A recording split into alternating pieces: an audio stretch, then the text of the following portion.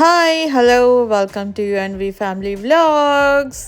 Cut mirchi ready అయిపోతుంది మా ఇంట్లో. మీరు కూడా చేసుకొని తినాలనుకుంటున్నారా? మరి లేట్ ఎందుకు, తొందరగా మీ ఇంట్లో కట్ మిర్చి చేసేసుకొని తినేసి ఎలా వచ్చిందో చెప్పండి మాకు. అండ్ వెరీ సింపుల్ రెసిపీ అండి. మన మిరపకాయ బజ్జీలని కొంచెం లైట్గా దూరగా వేయించుకొని మళ్ళీ దాన్ని కట్ చేసి 2 times వేయించాలి అంతే.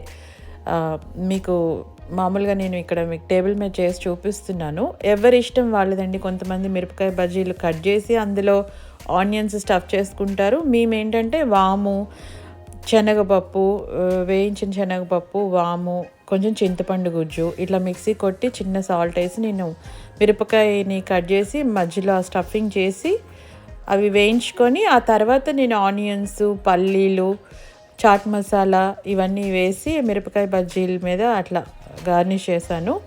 మా ఇంట్లో వాళ్ళందరూ బాగా ఎంజాయ్ చేస్తారు. I hope you enjoy this video. Thank you so much for watching. Bye bye.